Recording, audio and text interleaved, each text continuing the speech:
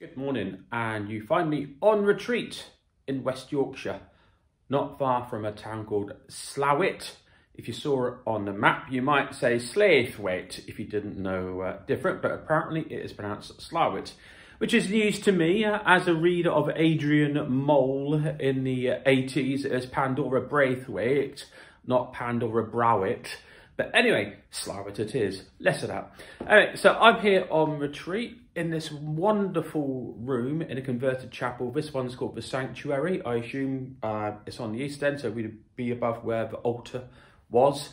And the stained glass window here behind me. And today I'm going to take a walk over in the northwest direction to Ringstone Edge or the Wolf Fold Ring Cairn, possibly a site of a stone circle, which this is exactly the sort of thing I love to do. Go looking for things that aren't there anymore or are ruined from a long time ago. The weather's been really grey the last few days, like solid grey all day, and like night comes as a relief from the overwhelming greyness. Today the sun has started peeping through, which is really cool because I will be going quite high up. I will be bisecting the M62 motorway, but it is really very windy. Right, I need to finish getting my layers on, because it is cold. I'm high up and I'm going to get quite chafed, I think, on my face from the wind. And I'll be out probably about 4 hours. Right, time to get shoes and layers on. Okay, about 1.25 kilometres into the walk. Just came up that very long hill, Pinfold Lane. In a few hours time, I ought to be returning along that one, but for the moment, I'll be going up to those transmitters and to look down onto this area where there was allegedly some rocking stones, and up there I should get a view of the M62. It rhymes, which I'm pretty sure I can hear as well, just here. And hello, you find me in my recumbent posture with my post-walk nap completed because I got very tired and ended up doing 17.25 kilometres, which was a bit longer than I'd planned, but that's okay. It fitted very nicely into the daylight. After Pinfold Lane, I went up past the higher up transmitters and dropped down through some lovely little leafy young woods, spotting a distant standing stone, which was a bit far out of the way for me to go and have a look at. A very intriguing old milepost next to a pub, and then to go underneath the M62, cutting across some fields, and then going underneath it. Thankfully, I was a bit worried at one point how I was going to get under the M62, but there was actually a tunnel, and huge cavernous tunnel underneath, which took me down into a really moody little clough. Here's an interesting thing, just in Hay Clough, having gone underneath the M62, and there's a beautiful little stream running downhill, but it's staining the stream bed, the river bed, orangey, so I assume there must be an iron deposit coming through from somewhere. Also loads of gorgeously mossy trees and mossy stones.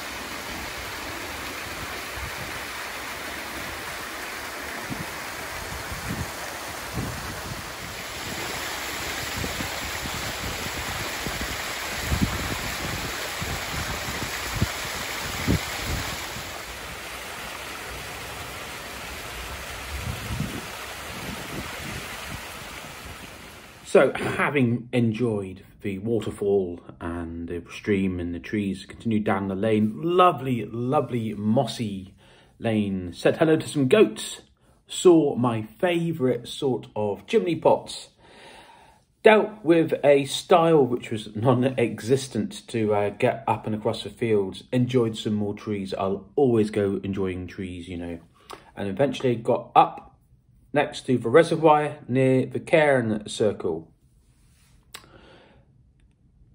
Now, the cairn circle has no official public access, but it is easy to get to straight down the track over the gate, and then keep to the side of the field which isn't ploughed, and then tread lightly across the field. You can tell that there are visitors there because I picked up litter inside the cairn circle and left it in a better, tidier condition than I found it. As expected, the noise of the wind up there was quite considerable on the microphone, so none of the audio from that visit is usable at all. But anyway, it's good to go and have a look. Few stones remaining, some plough damage by the looks of it in places, but an intriguing sight, and no doubt would have been very eye-catching in its heyday.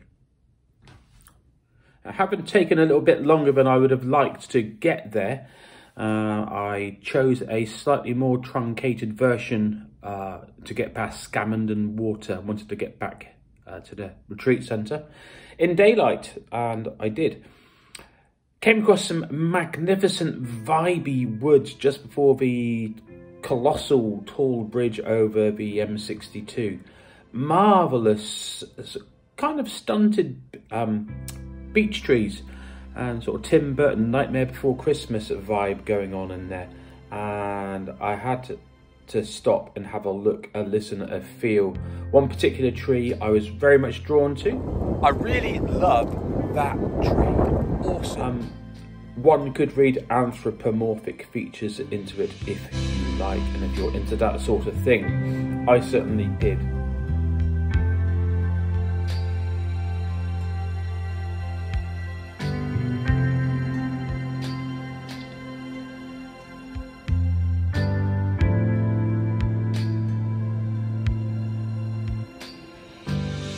Going over the bridge over the M62, spared a thought for those who obviously have ended it there, as people must do from time to time, given the notices and the emergency phone at the south side of it.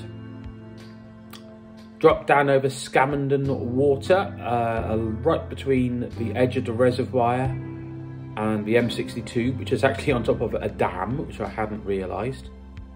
And then finally taking the track up and over the ridge to forget the noise of the M62. It's continual, it's there in your brain when you're like for a long way either side. So once I was up over the ridge, magnificent old track that's no doubt been used there for centuries. Cattle movements and people movements over that ridge and through those dry stone walls for a very long time. Lovely, lovely vibes. A quick check in on Rockingstone Hill, and you saw the picture earlier in the video. And here I am back on the corner of Pinfold Lane and Rockingstone Hill thing, going back downhill. So circuit completed, about 16 kilometres done now, and it'll be 17 kilometre walk, a bit longer than anticipated by the time I'm back at the retreat centre. I'm tired, looking forward to a nap and a bath and going through my photos and films and stitching them together. Thanks for watching. If you have enjoyed my walk and little pilgrimage today, please subscribe. I will be doing more videos, all being well, of course. Thank you.